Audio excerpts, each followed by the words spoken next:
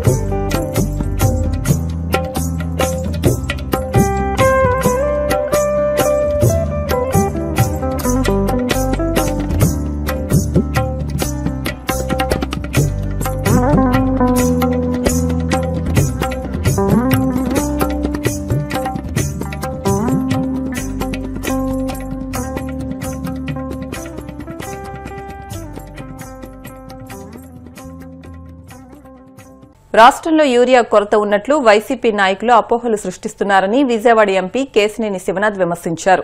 Urea పంపిణీ కోసం జిల్లా కలెక్టర్ ప్రత్యేక కమిటీని ఏర్పాటు చేశారని తెలిపారు.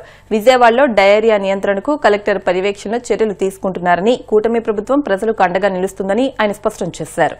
కూటమి ప్రభుత్వం అధికారంలోకి వచ్చి అభివృద్ధి సంక్షేమ కార్యక్రమాలు ఘాటిలో పడటం, ప్రభుత్వోద్యోగులందరికీ కూడా మొదటి రోజు జీతం ఇవ్వటం, అంతేకాకుండా పెన్షన్లు పెంచడం, ఇటువంటి ఎన్నో సంక్షేమ కార్యక్రమాలు చేయటం వల్ల కొంతమంది నాయకులు అంటే ప్రతిపక్ష హోదా కూడా ఇవ్వలేదు ప్రాజెక్టులు, కొంతమంది ఎమ్మెల్యేల కింద గెలిచిన నాయకులు, మన మధ్య సొంత నియోజకవర్గంలో డిపాజిట్ కోల్పోయిన నాయకులు ఏదో విధంగా ప్రభుత్వాన్ని అస్థిరత పరచాలని, పిచ్చి పిచ్చి మాటలతో ప్రజలని మభ్యపెట్టాలని చాలా రకరకాల వేషాల భావంతో వ్యక్తీకరిస్తున్నారు.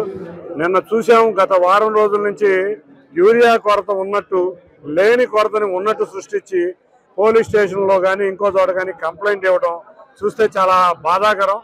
రాష్ట్రం వాళ్ళ అభివృద్ధి చెందుతుంది, రాష్ట్రం అన్ని సమస్యల నుంచి బయటపడుతుంది, వీళ్ళు చుట్టిన సమస్యల సుడిగుండంలోంచి బయటకు రాబోతుంది. రోజు కలెక్టర్ గారు ఒక కంట్రోల్ రూమ్ ఏర్పాటు చేశారు. ప్రతిరోజు పొద్దున్నే చూస్తే నాకు ఫస్ట్ మెసేజ్ వచ్చేది 5:30 కలెక్టర్ గారి దగ్గర నుంచి, ఈ ఇంత యూరియా ఈ ప్లేస్లో ఉంది అని. నిరంతరం పొద్దున్న నుంచి సాయంత్రం వరకు కూడా యూరియా మీద ఎడ్యుకేట్ చేస్తా ప్రభుత్వాధికారులు నిజంగా చూస్తే వాళ్ళని చాలా బాధ చేస్తూ ఉంటుంది. ఎందుకంటే పొద్దున్న నుంచి రాత్రి దాకా ఇదే దాని మీద కష్టపడతా ఇటువంటి దుష్ప్రచారాలను పాల్గొనాలి. ఎక్కడ స్టాక్ ఉంది, కలెక్టర్ ఆఫీస్ లో ఎప్పటికప్పుడు మానిటరింగ్ సెల్ ఉంది, ఆఫీస్ ఉంది, ఎమ్మెల్యే గారి ఆఫీస్ ఉంది, లేకపోతే ఇక్కడ అధికారులు ఉన్నారు, వాళ్ళందరూ మీ అనుమానాలు నివృత్తి చేస్తారు. నిన్న కూడా చూసాం, విజయవాడ నగరంలో కొంత ప్రాంతంలో కొంచెం నీరు కలుషితం అయ్యి డయేరియా అయితే ఇంతమంది చనిపోయారు అంతమంది చనిపోయారు అని చెప్పి ఇటువంటి డ్రామాలు మొదలుపెట్టారు. ఏ రోజు ప్రజల్లో ఉండరు. నిజంగా చూస్తే నిన్న పొద్దున్న నుంచి కలెక్టర్ గారు దాదాపు ఒక 20 సార్లు సింగనగర్లో ఎమ్మెల్యే గారు కానీ, మంత్రి నారాయణ గారు కానీ, మున్సిపల్ అధికారులు కానీ అందరూ కూడా అక్కడే ఉండి అసలు ఏం జరుగుతుందో అని చూస్తే వాళ్ళ మార్నింగ్ కూడా మంత్రి, ఆరోగ్య శాఖ మంత్రి నారాయణ గారు అందరం కూడా అక్కడికి వెళ్తే నిజంగా కొంతమంది ఇబ్బంది పడిన మాట వాస్తవం.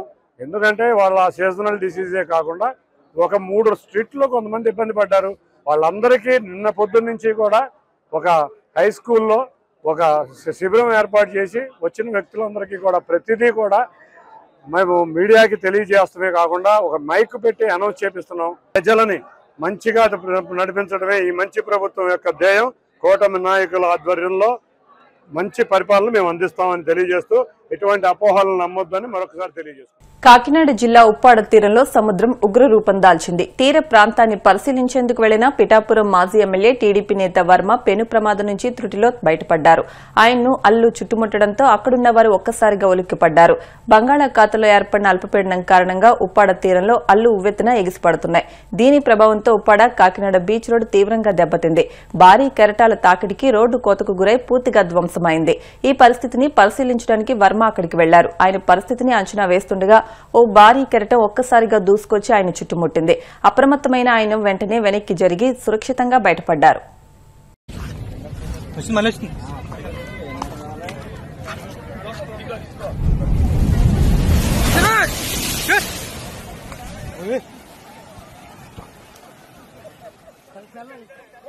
మద్యం కుంభకోణంలో నిందితులకు ఈ నెల 18 వరకు విజయవాడ ఏసీబీ కోర్టు రిమాండ్ పొడిగించింది. న్యాయాధికారి పి భాస్కర్రావు ఈ మేరకు ఉత్తర్వులు జారీ చేశారు. నిందితులకు రిమాండ్ గడువు ముగియడంతో కోర్టులో హాజరుపరిచారు. రాజమహేంద్రవరం కేంద్ర కారాగారం నుంచి ఎంపీ మిథున్ రెడ్డిని, విజయవాడ జిల్లా కారాగారం నుంచి చెవిరెడ్డి భాస్కర్ రెడ్డి, చెరుకూరి వెంకటేష్ నాయుడు, చాణిక్య, కసిరెడ్డి రాజశేఖర్ రెడ్డి, సజ్జల శ్రీధర్ రెడ్డిని గుంటూరు జిల్లా జైలు నుంచి బాలాజీ కుమార్ యాదవ్, నవీన్ కృష్ణను కోర్టులో హాజరుపరిచారు. ప్రకాశం జిల్లా Darsi TDP incharge doctor Gottipati Lakshmi ప్రభుత్వ వైద్యశాలను సందర్శించి జ్వరాల సీజన్లో రోగులకు అందుతున్న సేవలపై దృష్టి సారించారు. వైద్యశాల సూపరింటెండెంట్, వైద్య సిబ్బంది అందుబాటులో ఉన్నారా అని అడిగి తెలుసుకున్నారు. అకాల వర్షాల వల్ల జ్వరాలు అధికంగా ఉన్నాయని నిర్లక్ష్యం చేయకుండా ప్రభుత్వ వైద్యశాలకు వచ్చి వైద్య సేవలు పొందాలని ఆమె రోగులకు సూచించారు.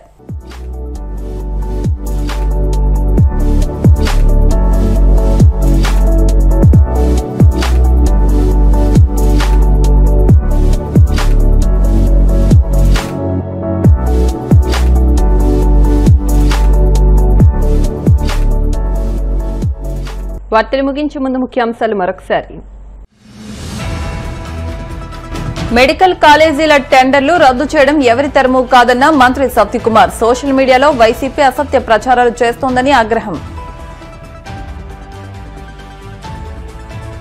పేదలకు మేలు జరిగే కార్యక్రమాలకు జగన్ అడ్డుపడుతున్నారన్న ఎమ్మెల్యే వర్ల. వైసీపీ హయాంలో కొందరికి అమ్మఒడి, అందరికీ కంటతడి మిగిలిందని ఎద్దేవా. చంద్రబాబు, లోకేష్ల కనుసన్నల్లో హిందూ ఆలయాలకు చెందిన వేల కోట్ల రూపాయల విలువైన భూముల నిక్రాంతం. వైసీపీ నేత పోతిన మహేష్ ఆరోపణలు. గోవింద నామస్మరణతో మారుమోగిన కోనసీమ తిరుమల. వాడపల్లి వెంకన్న దర్శనానికి పోటెత్తిన భక్తజనం. ఈ వార్తలు ఇంతటితో సమాప్తం. మరిన్ని వార్తల కోసం BCN digital YouTube channel, Facebook page ను ఫాలో అవ్వండి. అప్డేట్ వార్తల కోసం ప్లీజ్ సబ్స్క్రైబ్.